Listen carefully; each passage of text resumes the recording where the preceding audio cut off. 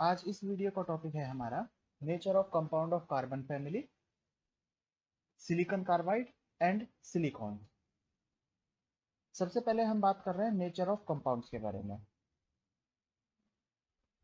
देखो, carbon family जब भी बॉन्ड बनाएगा तो कार्बन जो हमारे पास एलिमेंट है, कार्बन और उसके फैमिली मेंबर, सभी के पास जो वैलेंस इलेक्ट्रॉन है वो कितने होते हैं? हमारे पास 4 वैलेंस इलेक्ट्रॉन होते हैं।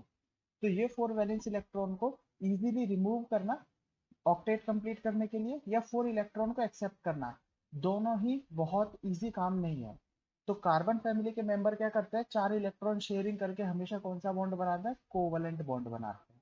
ठीक है, तो ये हमें याद रखना है कि कार्बन फैमिली के जो एलिमेंट्स हैं वो सभी एलिमेंट्स कोवलेंट कंपाउंड बनाते हैं। ठीक है, कंपाउंड ऑफ कार्बन और कार्बन फैमिली के ऑल आर कोवलेंट, सभी कोवलेंट होंगे। कुछ एक्सेप्शंस हैं और वो एक्सेप्शंस है हमारे पास कार्बाइड। ये हमारा आज का टॉपिक है जिसे हम डिटेल में पढ़ने वाले हैं। ठीक है, तो कार्बाइड को छोड़कर मैक्सिमम सभी एलिमेंट्स कौन सा बॉन्ड बनाएंगे? कोवलेंट बॉन्ड बनाएंगे, कोवलेंट कंपाउंड्स होंगे। ठीक है, अब कार्बाइड भी अलग अलग टाइप के बॉन्ड बनाता है। कार्बाइड के अंदर भी आयनिक होता है, कोवलेंट होता है और मेटेलिक होता है। तो यहाँ पर लिखा हुआ है कि कार्बाइड अगर फर्स्ट ए और सेकंड ए मतलब एस ब्लॉक वाले एलिमेंट या फिर बोरॉन फैमिली का हो तो ही वो आयनिक होता है, वरना वो भी क्या होगा? कोवलेंट होगा। ठीक है, ये डिटेल में पढ़ेंगे तो पता लग जाएगा। अभी हमको सिर्फ क्या याद रखना है कि कार्बन फैमिली के जो एलिमेंट्स है वो क्या होता है? कोवलेंट होते हैं। ठीक है, और किसे छोड़कर? सिर्फ फर्स्ट ए, सेकंड ए और थर्ड ए फैमिली के कार्बाइड को छोड़कर, first A, second A and third a family के कार्बाइड जो होंगे वो आयनिक होंगे और उसमें भी बोरॉन वाला कोवलेंट होगा, एक्सेप्ट बोरॉन। यहाँ पर लिखा हुआ है, बोरॉन एक्सेप्शन है। ठीक है, ठीक है। अदर कंपाउंड्स की हम बात कर रहे हैं तो देखो, अदर कंपाउंड्स में दो टाइप की जो ऑक्सीडेशन स्टेट होता है, एक +2 होता है और एक +4 होता है। तो +4 वाला जैसे मैंने ऊपर समझा ही दिया था कि यहाँ पर कार्बन फैमिली में कोई भी एलिमेंट हो वो क्या बनाएगा? कोवलेंट ही बनाएगा। जब उसके वैलेंस शेल में 4 इलेक्ट्रॉन होते हैं तो +4 ऑक्सीडेशन स्टेट कोवलेंट बॉन्ड बनाएगा। एग्जाम्पल लिखे हुए हैं PbF4 एंड SnF4। और +2 ऑक्सीडेशन स्टेट होता है तब वो कौन से बॉन्ड बनाएंगे? आयोनिक बॉन्ड बनाएंगे। एग्जाम्पल है यहाँ पर SnCl2 लिखा हुआ है, आयोनिक सॉलिड होता है। ठीक है, ये क्वेश्चन है, एग्जाम में पूछा गया है, ये हमारे पास जेई के एग्जाम में आया था कि कोवलेंट कार्बाइड इनमें से कौन कौन से हैं सेलेक्ट करना है। मतलब और भी ऑप्शंस थे हमारे पास, यहाँ पर मैंने 5 ऑप्शन लिखे और उसमें पूछा गया था कि इनमें से कितने कोवलेंट कार्बाइड हैं इसके अंदर। ठीक है, तो कोवलेंट कार्बाइड देखो, अगर first element second a family या थर्ड ए फैमिली बोरोन को छोड़कर होगा तो वो आयनिक होगा, वरना सभी कोवलेंट होंगे। तो Li आयनिक, बी सॉरी Ca आयनिक, Al आयनिक। यहाँ पर कोवलेंट कौन सा होगा? एक तो डी, SI कोवलेंट हो जाएगा, और एक बी, बोरोन, ये कोवलेंट हो जाएगा। तो आंसर क्या हो जाएंगे इसके? डी एंड ई, ये covalent carbide, and A, B and C, ये आयोनिक कार्बाइड। ठीक है, यहाँ पर हम बात कर लेते हैं ऑर्डर ऑफ हार्डनेस की। देखो, ये B4C बोरोन का कार्बाइड है, SiC सिलिकॉन का कार्बाइड है, डिटेल में आएगा, कार्बोरेंडम भी बोलते हैं इसे। Al2O3 सॉलिड होता है हमारे पास, और डायमंड, ये बहुत ज्यादा हार्ड एलिमेंट होते हैं। तो ये क्वेश्चन पूछा गया था, इसलिए मैंने यहाँ पर लिख दिया है कि अगर इनका हार्डनेस का ऑर्डर पूछ लिया जाए तो हार्डनेस का ऑर्डर क्या होगा? ऑर्डर हमें याद रखना है, सबसे ज्यादा हार्ड होता है डायमंड, उसके बाद B4C, उसके बाद SiC और उसके बाद Al2O3। ये इनका हार्डनेस का ऑर्डर है, डायरेक्टली याद रखना है। इसमें कोई हमारे पास बहुत ज्यादा कोई टिपिकल फॉर्मूला नहीं लग रहा कि हमें सॉल्व करना है, ये हमें डायरेक्ट याद करना है। ठीक है, तो ये हमारे नेचर ऑफ कंपाउंड हुए। अब हम बात करते हैं इंपॉर्टेंट टॉपिक के बारे में, चलते हैं, जो कि हमारा कार्बाइड। देखिए, तो अब है हमारे पास टॉपिक कार्बाइड। कार्बाइड क्या होते हैं? डेफिनेशन है, the binary compounds of carbon with other element are called carbide. मतलब कोई भी बाइनरी कंपाउंड, बाइनरी कंपाउंड मतलब जिसमें सिर्फ दो एलिमेंट होंगे और उन दो एलिमेंट में से भी एक एलिमेंट कार्बन होगा, उसे हम क्या बोलेंगे? उसे हम कार्बाइड बोलेंगे। जैसे अगर मैं एग्जांपल लूं तो एग्जांपल क्या क्या हो सकते हैं? जैसे मैंने एग्जांपल लिया था अभी, बोरॉन और कार्बन। तो ये बाइनरी कंपाउंड है, इसमें सिर्फ दो ही टाइप के एटम है और इनमें से भी एक कार्बन है, तो हम बोलेंगे कि ये बोरॉन का कार्बाइड है। जब हम वैलेंसी बैलेंस करेंगे तो आ जाएगा B4C। ठीक है, सिलिकॉन की बात करें तो एक सिलिकॉन और दूसरा कार्बन, तो इसमें एक सिलिकॉन है दूसरा कार्बन है, तो इसे हम बोलेंगे सिलिकॉन का कार्बाइड है। तो इसे नाम क्या हो जाएगा? ये सिलिकॉन कार्बाइड इसका नाम हो जाएगा। तो ये इसके एग्जांपल है। ठीक है, अब इनकी अगर हम कैटेगरी की बात करें, तीन कैटेगरी में यहाँ पर कार्बाइड है। Ionic carbide, covalent carbide and metallic और इंटरस्टिशियल कार्बाइड। देखो, अगर एक पीरियोडिक टेबल हमारे पास इस तरीके से है, हम कैसे पहचानेंगे कौन सा आयनिक होगा कौन सा कोवलेंट होगा? बहुत इजी है, ये पीरियोडिक टेबल की स्ट्रक्चर है। यह है हमारे पास एस ब्लॉक, यह है हमारे पास पी ब्लॉक, एंड यहाँ हमारे पास डी एंड एफ ब्लॉक आ जाता है। ठीक है, एफ ब्लॉक यहाँ पर होता है, इनर ट्रांजिशन एलिमेंट है, तो इसे हम बोलेंगे D and F block. Carbon कहाँ होगा? कार्बन होगा यहाँ पर, ये कार्बन की पोजीशन है। ठीक है, अब अगर हम आयनिक कार्बाइड की बात करें तो आयनिक बॉन्ड तभी बनता है जब दो एटम्स के बीच में इलेक्ट्रोनेगेटिविटी डिफरेंस बहुत ज्यादा हो। तो इलेक्ट्रोनेगेटिविटी डिफरेंस ज्यादा लेने के लिए हमें एटम कहाँ से सेलेक्ट करना पड़ेगा? हमें एटम यहाँ से सेलेक्ट करना पड़ेगा, ये। ठीक है, अगर एस ब्लॉक में से एलिमेंट आता है तो हम बोल सकते हैं कि वो आयोनिक कार्बाइड होगा, क्योंकि एस ब्लॉक और कार्बन के बीच में इलेक्ट्रोनेगेटिविटी डिफरेंस बहुत ज्यादा है। ठीक है, कोवलेंट कार्बाइड की बात करें तो कोवलेंट कार्बाइड के लिए हमें एलिमेंट कहाँ से लेने होंगे? यहाँ से, क्योंकि कोवलेंट में इलेक्ट्रोनेगेटिविटी डिफरेंस बहुत ज्यादा नहीं होना चाहिए, तो मतलब वो कार्बन के आसपास के एलिमेंट होने चाहिए। तो हम पी ब्लॉक में से ही अगर एलिमेंट लेते हैं दूसरा, तो वो कौन सा बनाएगा? वो कोवलेंट कार्बाइड बनाएगा। ठीक है, बोरोन फैमिली एक्सेप्शन है जो हम पहले पढ़ चुके हैं। मेटेलिक की बात करें तो अगर वो डी एंड एफ ब्लॉक के मेटल के साथ बॉन्ड बनाता है तो वो क्या होगा हमारे पास? वो मेटेलिक या इंटरस्टिशियल कार्बाइड होगा। बहुत सिंपल है, देखो ये क्या हो जाएगा हमारे पास? आयोनिक। यहाँ से अगर एलिमेंट आया डी एंड एफ ब्लॉक में से, तो उसे हम क्या बोल देंगे? उसे हम बोल देंगे मेटेलिक और इंटरस्टिशियल कार्बाइड। और अगर यहाँ से आया तो हम इसे बोल देंगे कोवलेंट कार्बाइड। देखो कितना इजी है ये। ठीक है, अब इसे हम डिटेल में पढ़ लेते हैं विद एग्जांपल्स, एक एक के एग्जांपल देखेंगे। और आयनिक कार्बाइड इसके अंदर इंपॉर्टेंट है, जो हमें विद रिएक्शंस आगे भी पढ़ना पड़ेगा। ठीक है, तो सबसे पहला जो टॉपिक है हमारे पास इसमें अब है आयोनिक कार्बाइड। ये सारी रिएक्शंस और जो मैं बता रहा हूँ ये सभी कुछ याद रखना है। यहाँ से क्वेश्चन बहुत ज्यादा आते हैं एग्जाम के अंदर, घुमा फिरा के क्वेश्चन पूछे जाएंगे। आयोनिक कार्बाइड की हम बात करें तो आयोनिक कार्बाइड के बारे में मैंने अभी क्या बताया? आयोनिक कार्बाइड के लिए कंडीशन क्या होनी चाहिए? हाईली इलेक्ट्रोपॉजिटिव एलिमेंट होना चाहिए, मतलब एस ब्लॉक वाला, हाईली इलेक्ट्रोपॉजिटिव प्लस कार्बाइड है तो कार्बन तो होगा ही होगा। तो हाईली इलेक्ट्रोपॉजिटिव प्लस कार्बन है तो वो क्या हो जाएगा हमारे पास? आयोनिक कार्बाइड हो जाएगा। ठीक है, अब आयोनिक कार्बाइड के कौन कौन से टाइप होते हैं उसके बारे में हम बात करते हैं। इसका जो सबसे पहला टाइप है आयोनिक कार्बाइड का, वो है हमारे पास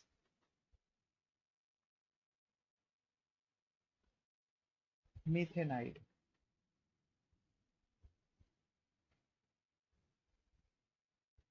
पहला आयोनिक कार्बाइड है मीथेनाइड। इसे हम मीथेनाइड क्यों बोल रहे हैं?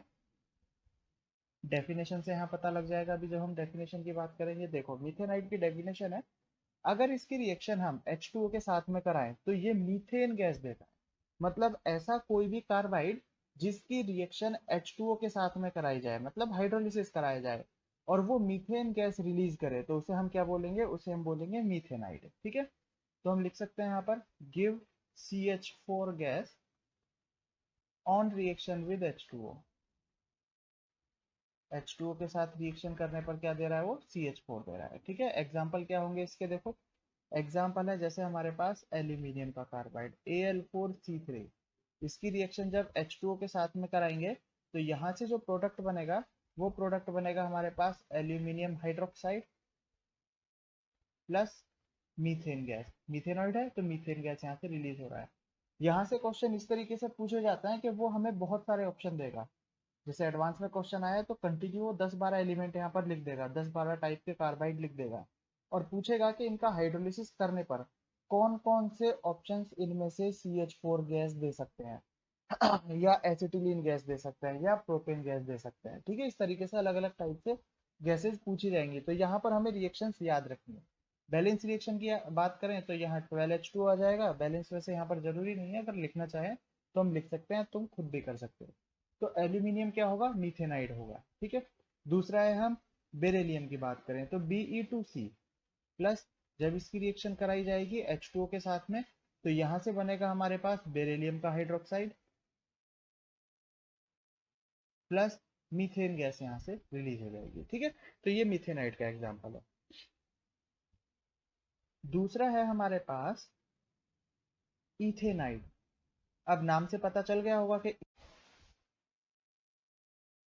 तो ये हमारे पास इथिनाइड, इथिनाइड। और इसे हम क्या बोल सकते हैं, इथिनाइड मतलब देखो यहाँ से ethene gas, ethyne gas release होनी चाहिए, C H triple bond C H, ethyne. अब इथाइन को हम एसिटिलीन भी बोलते हैं, ठीक है। तो इसका नाम और दूसरा क्या हो सकता है, एसिटिलाइड, ठीक है। इथेनाइड और एसिटिलाइड कार्बाइड्स।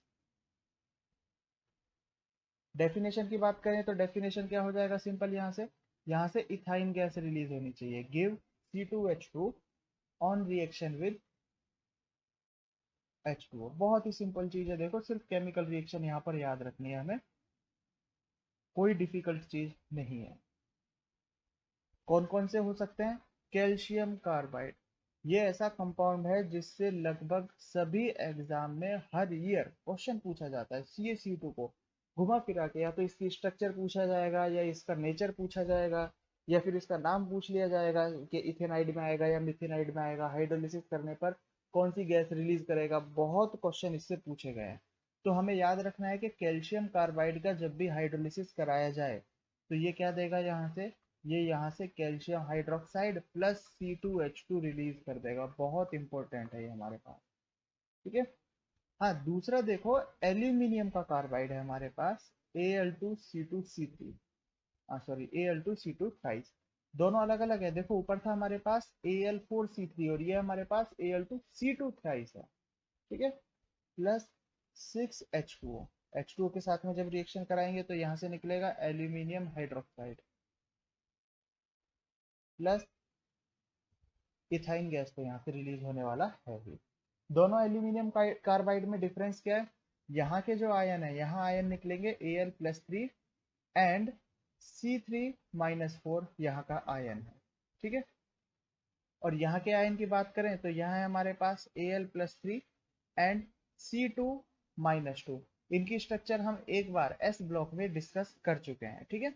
और C2 जैसे C2-2 इसकी स्ट्रक्चर देखिए बहुत सिंपल है, जैसे ये हमारे पास, अगर हमें स्ट्रक्चर निकालना है किसी भी तरीके से तो कैसे निकाल सकते हैं, ये C ट्रिपल बॉन्ड C, दो कार्बन है, -2 चार्ज, एक नेगेटिव इस पर आएगा, एक नेगेटिव यहाँ पर इस पर आ जाएगा, इस तरीके से, बहुत सिंपल है।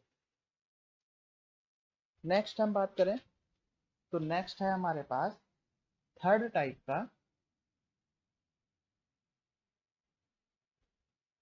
और वो है halides.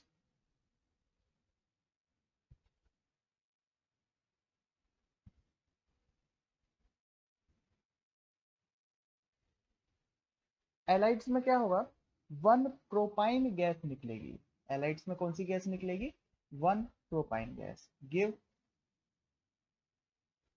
One propyne gas on reaction with H2O।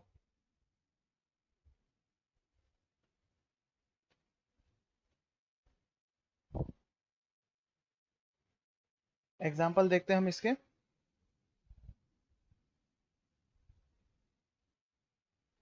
Mg2C3 magnesium carbide है ये, प्लस H2O के साथ रिएक्शन कराई तो क्या होगा, H2O के साथ रिएक्शन कराई तो मैग्नीशियम हाइड्रोक्साइड, जिसका भी कार्बाइड है उसका हाइड्रोक्साइड बन रहा है, प्लस साथ में वन प्रोपाइन, ये क्या हो जाएगा हमारे पास, वन प्रोपाइन। यहां से जो आयन निकलेगा वो आयन होगा हमारे पास C3-4। C3-4 का स्ट्रक्चर क्या होगा, देखो जैसे हमारे पास ये प्रोपाइन गैस निकला है तो यहाँ से हाइड्रोजन रिमूव कर दो, चारों हाइड्रोजन हमने रिमूव कर दिए तो क्या बचे, कार्बन, यहाँ से एक हाइड्रोजन रिमूव किया तो -1, और यहाँ से 3 हाइड्रोजन रिमूव किए तो -3, तो ये C3-4 का स्ट्रक्चर हो जाएगा। C3-4 आयन यहाँ से निकलेगा। आई थिंक एक गलती हमने पर कर दी, हाँ ये मिस्टेक है, मीथेनाइड के अंदर यहाँ से C3-4 नहीं होगा, हाँ यहाँ थोड़ा मिस्टेक हो गया था। यहाँ से जो आयन निकलेगा वो आयन होगा हमारे पास Al4C3 है तो Al+3 एंड C-4 होगा, ओनली C-4। यहाँ से जैसे CH4 निकल रहा है तो चारों हाइड्रोजन जब रिमूव करेंगे तो क्या बनेगा, C-4 टाइप का आयन बनेगा। तो ये हमारे पास तीन टाइप के आयोनिक कार्बाइड थे, ठीक है। हमें याद रखने अच्छे से, आयोनिक कार्बाइड कहाँ से बनेंगे, एस ब्लॉक के एलिमेंट होने चाहिए हमारे पास, हाईली इलेक्ट्रोपॉजिटिव, और बोरोन फैमिली के, बोरोन को छोड़कर बोरोन फैमिली के एलिमेंट हो सकते हैं। जैसे एग्जांपल देखो यहाँ पर एल्यूमिनियम और बेरिलियम, ये जब इनका हाइड्रोलिसिस किया जाता है तो ये मीथेन गैस रिलीज करते हैं। हाइड्रोक्साइड तो सभी में बनेगा, यहाँ पर देखो एल्यूमिनियम का कार्बाइड था तो एल्यूमिनियम हाइड्रोक्साइड, बेरिलियम का कार्बाइड था तो बेरिलियम हाइड्रोक्साइड, लेकिन गैस कौन सी निकल रही है यहाँ से, मीथेन गैस निकल रही है, तो इनका नाम मीथेनाइड हुआ। ठीक है। सेकंड में कैल्शियम एल्यूमिनियम के बारे में बात किया तो यहाँ से कौन सी गैस रिलीज हुई, यहाँ से एसिटिलीन या इथाइन गैस रिलीज हुई, तो इनका नाम हुआ इथेनाइड। ठीक है। और नेक्स्ट यहाँ पर हमारे पास वन प्रोपाइन गैस रिलीज हुई तो इसका नाम क्या हुआ हमारे पास, एलाइक। ठीक है, ये हमें याद रखना है, बहुत ही इंपॉर्टेंट है कि कौन से कार्बाइड से कौन सी गैस रिलीज होती है। ठीक है, ये आयनिक कार्बाइड। अब हम बात करते हैं कोवलेंट कार्बाइड के बारे में। कोवलेंट कार्बाइड हमें डायरेक्टली एग्जाम्पल देखते हैं और इंटरस्टिशियल कार्बाइड का। तो ये है हमारे पास कोवलेंट कार्बाइड। देखो कोवलेंट कार्बाइड के एग्जांपल्स, अब तुम लोग खुद बता सकते हो कोवलेंट कार्बाइड के कौन कौन से एग्जांपल्स हो सकते हैं। SiC कोवलेंट का कार्बाइड है, B4C, CH4, CO2, CH2, ये सभी किसके एग्जांपल है, कोवलेंट कार्बाइड के एग्जांपल है। SiC और B4C के बारे में हम पहले भी पढ़ चुके हैं। देखो बाइनरी कंपाउंड है तो CH4 भी एक टाइप का कार्बाइड है। ये किसका कार्बाइड है, इसे हम बोलेंगे हाइड्रोजन का कार्बाइड। बाइनरी है तो मतलब कार्बन हाइड्रोजन से जुड़ा है और हाइड्रोजन कार्बन से जुड़ा है, तो कार्बन के लिए बोला जाएगा कार्बन का हाइड्राइड और हाइड्रोजन के लिए बोला जाएगा हाइड्रोजन का कार्बाइड। ठीक है। इसी तरीके से CO2 में हम बोलेंगे कार्बन का ऑक्साइड और ऑक्सीजन का कार्बाइड। CH2 क्या हो जाएगा, कार्बन का सल्फाइड एंड सल्फर का कार्बाइड। तो ये सभी क्या है हमारे पास, ये कोवलेंट कार्बाइड के एग्जांपल है। नेक्स्ट हम बात करें तो नेक्स्ट है हमारे पास इंटरस्टिशियल और मेटेलिक कार्बाइड।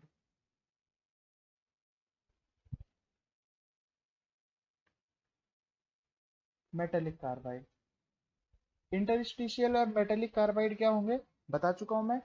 ये किससे मिलके बने होंगे, ट्रांजिशन मेटल से, फॉर्म्ड बाय ट्रांजिशन मेटल और सम ऑफ द लैंथेनॉइड्स और एक्टेनॉइड,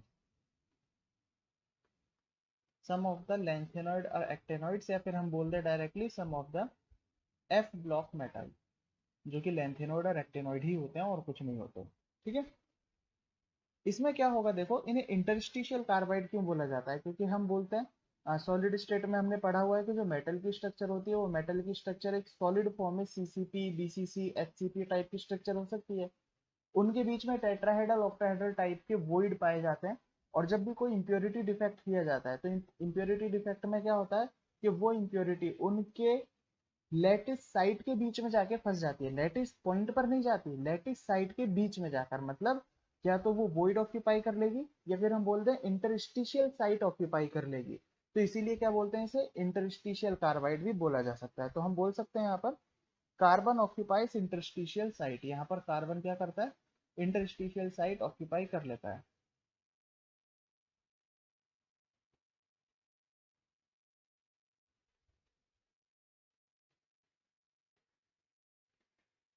जो खाली जगह है उनके बीच में जाके फंस जाता है। ठीक है।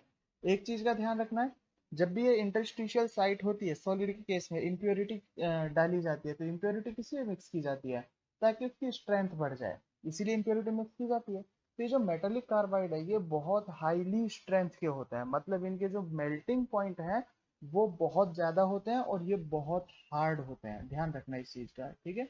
ये जो मेटेलिक कार्बाइड है ये बहुत हार्ड है और इनका मेल्टिंग पॉइंट बहुत ज्यादा है।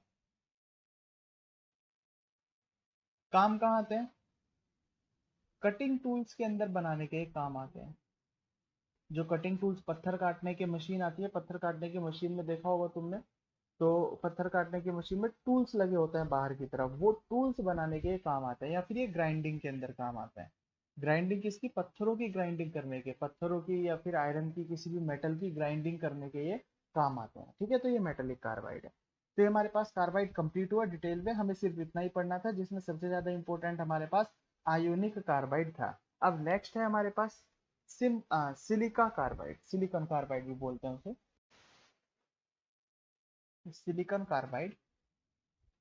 सिलिकॉन कार्बाइड का दूसरा नाम कार्बोरंडम भी होता है, इसे हम कार्बोरंडम भी बोल सकते हैं।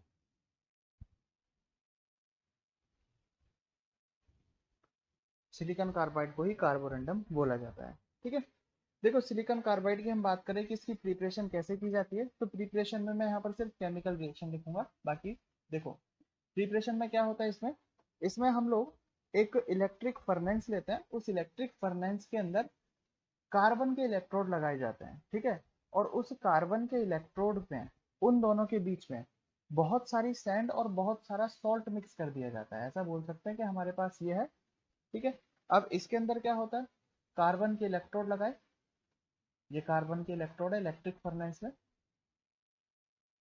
और इसमें बहुत सारी सैंड, सैंड किस लिए डाली, क्योंकि हमारे पास जो सिलिकॉन होता है वो सैंड में ही तो होता है। कार्बन तो हमारे पास ही रहा, सिलिकॉन कहाँ से लेकर आएंगे हम लोग, वो सैंड से लेकर आएंगे। तो इसके अंदर क्या होगा, इसके अंदर बहुत सारी सैंड होती है और बहुत सारा सॉल्ट मिक्स कर दिया जाता है, मिक्स करके डाला जाता है। यहाँ पर जो सॉल्ट होता है वो सॉल्ट किस लिए डाला जा रहा है, क्योंकि ये सॉल्ट यहाँ पर फ्लक्स की तरह काम करता है, एज ए फ्लक्स।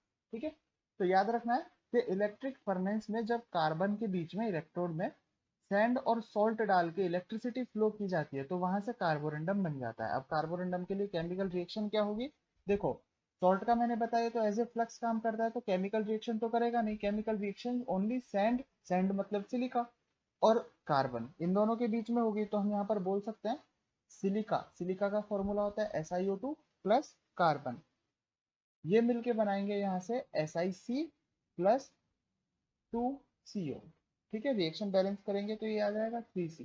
ठीक है, तो silica plus carbon gives to carborundum plus carbon monoxide यहाँ से रिलीज हो जाती है। तो ये यहाँ का सिंपल प्रिपरेशन मेथड है। ठीक है, अच्छा अब इसकी प्रॉपर्टी के बारे में बात करें, SiC होता क्या है, कैसे होता है, तो SiC देखो ये बहुत ज्यादा इनर्ट और बहुत ज्यादा हार्ड एलिमेंट होता है, बहुत हार्ड सब्सटेंस है, और इसकी स्ट्रक्चर बिल्कुल डायमंड से मैच करती है। जैसे डायमंड में क्या होता है, एक कार्बन बाकी के 4 कार्बन से जुड़ता है, और फिर वो 4 कार्बन अपनी वैलेंसी सिर्फ कार्बन से ही कंप्लीट करते हैं।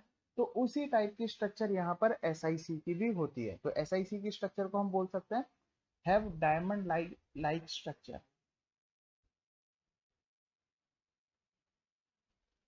और डायमंड लाइक स्ट्रक्चर में जो हाइब्रिडाइजेशन होता है, वो हाइब्रिडाइजेशन क्या होता है, sp3, ये इंपॉर्टेंट है यहाँ पर। सिलिकॉन का जो सिलिकॉन एंड कार्बन का जो हाइब्रिडाइजेशन होगा वो क्या होगा, sp3। अब डायमंड की स्ट्रक्चर है सॉलिड स्टेट के हिसाब से भी अगर हम देखें तो सॉलिड स्टेट के हिसाब से डायमंड की स्ट्रक्चर कैसे होती है, मान लो यहाँ पर एक क्यूब बनाया हुआ है, जैसे एक क्यूब बना के देख लेते हैं हम लोग।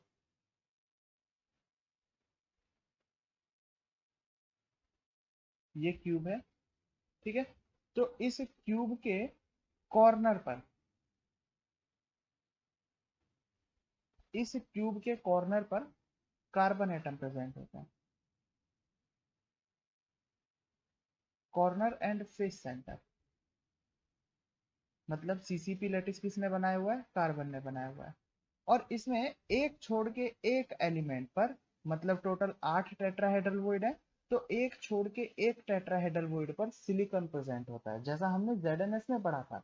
ZnS में क्या था, ZnS में S-2 ने पूरा CCP लैटिस बनाया हुआ था, और जिंक एक छोड़ के एक टेट्राहेड्रल वॉइड पर प्रेजेंट था। ठीक है, यहाँ पर क्या होगा, यहाँ पर कार्बन ने पूरा CCP लैटिस बनाया हुआ है, और एक छोड़ के एक टेट्राहेड्रल वॉइड पर कौन प्रेजेंट होगा, सिलिकॉन प्रेजेंट होगा। ठीक है, तो इस टाइप की SiC की स्ट्रक्चर होती है। ठीक है, तो ये हुआ इनका स्ट्रक्चर, प्रिपरेशन एंड प्रॉपर्टीज की बात। अब हम बात करते हैं इनकी केमिकल रिएक्शन के बारे में। तो कार्बोरंडम की जो केमिकल रिएक्शन होती है, जैसा मैंने बताया कि ये बहुत ज्यादा इनर्ट केमिकली इनर्ट होता है। केमिकली इनर्ट होने का मतलब ये किसी के साथ भी रिएक्शन नहीं करते हैं, सिर्फ और सिर्फ NaOH और क्लोरीन को छोड़कर। ये या तो NaOH से रिएक्शन कर सकते हैं या क्लोरीन से रिएक्शन करते हैं, बाकी किसी के साथ भी ना तो एसिड के साथ रिएक्शन करेंगे ना बेस के साथ रिएक्शन करेंगे। ये लगभग जितने भी ऑर्गेनिक रिएजेंट हैं, उन ऑर्गेनिक रिएजेंट को रेजिस्ट कर देते हैं, मतलब इनके ऊपर कोई भी एसिड डाला जाएगा तो इनके ऊपर कोई इफेक्ट नहीं होता। तो यहाँ पर हम लिख सकते हैं इट इज केमिकली इनर्ट, ये केमिकली इनर्ट होता है। ठीक है, और रिएक्शन मैंने बताया कि NaOH के साथ रिएक्शन करते हैं और Cl2 के साथ रिएक्शन करते हैं। तो NaOH के साथ जब भी ये रिएक्शन करेंगे तो क्या रिएक्शन होगी, 4NaOH plus SiC plus 2O2। NaOH के साथ में जब इसे बर्न करेंगे तो ऑक्सीजन तो हमें चाहिए, ये बनाएंगे Na2SiO3। Na2Si3 क्या होता है, ये सोडियम सिलिकेट होता है जिसे हम वाटर ग्लास भी बोलते हैं।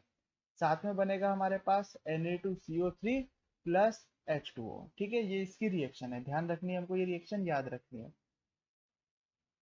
क्लोरीन के साथ में किस तरीके से रिएक्शन कराएगा, SiC प्लस 4Cl2। ठीक है, इसके साथ में जब भी ये रिएक्शन होगी तो कैसे होगी, यहाँ पर देखो सिलिकॉन है और कार्बन है, ये दोनों ही क्लोरीन के साथ में रिएक्शन करके एक SiCl4 बना लेगा और दूसरा CCl4 बना लेगा। दोनों क्लोरीन सिलिकॉन ने भी क्लोरीन के साथ रिएक्शन कर लिया और कार्बन ने भी क्लोरीन के साथ रिएक्शन कर लिया। इस तरीके से केमिकल रिएक्शन करता है। ठीक है, ये सेमीकंडक्टर होते हैं, ये हमें पता होना चाहिए, क्योंकि सिलिकॉन है तो सिलिकॉन कार्बाइड क्या होगा, सेमीकंडक्टर ही होगा। बनाया कैसे सिलिकॉन कार्बाइड, जैसे मैंने बताया कार्बन के वॉइड के बीच में जाकर सिलिकॉन फंस गया तो यहाँ पर इंप्योरिटीज ही तो हुई है, तो ये सेमीकंडक्टर की तरह भी बिहेव करता है। और अगर हम इसको रियल प्रैक्टिकल लाइफ में देखना चाहें तो प्रैक्टिकल लाइफ में ये तुम लोगों ने देखा होगा, यूज भी किया होगा, इसे हम एमेरी एलिमेंट बोलते हैं। ठीक है, अब हिंदी में इसको बोला जाता है रेगमाल और इंग्लिश में बोला जाता है इसे एमरी। अब गुजराती में मुझे पता नहीं एक्चुअल में होता क्या है ये, लेकिन ये किस काम आता है, ये ग्राइंडिंग करने के काम आता है। जैसे अगर देखा होगा कहीं एक ग्राइंडिंग जैसे व्हील होते हैं, बड़े बड़े व्हील होते हैं, उन पर हम पत्थर रखें तो पत्थर उसको साफ कर देता है। या फिर हम बोले नाइफ शार्पनर, जब किसी भी चाकू को पैना किया जाता है तो चाकू को कैसे पैना करते हैं, एक पेपर आता है बिल्कुल हमारे पास, उस पेपर से उसको रगड़ते हैं, तो या तो वो पेपर या फिर वो स्टोन, वो दोनों ही किससे मिलके बने होते हैं, कार्बोरेंडम के बने होते हैं। ये पेपर की फॉर्म में भी आता है, स्टोन की फॉर्म में भी आता है और बोर्ड की फॉर्म में भी आता है। ये चीजों को घिसने के काम आता है। जैसे एक पेपर टाइप आता है जिसे हम लोहे के ऊपर घिस के उससे उसका जंग हटा सकते हैं, तो वो भी कार्बोरेंडम ही होता है। ठीक है, ये यूज किया हुआ होगा तुम लोगों का। ठीक है, सर्च करके देखना एमरी एलिमेंट क्या होता है तो तुम इजीली समझ जाओगे कि कार्बोरेंडम ये किस चीज के बारे में है। ठीक है, तो ये तो थे हमारे आज के इंपॉर्टेंट टॉपिक कार्बाइड। अब नेक्स्ट वीडियो में हम पढ़ेंगे इनके सिलिकॉन के ऑक्साइड के बारे में, जिसे हम सिलिका भी बोल सकते हैं, और सिलिकेट्स भी हमारे पास नेक्स्ट वीडियो से स्टार्ट होगा।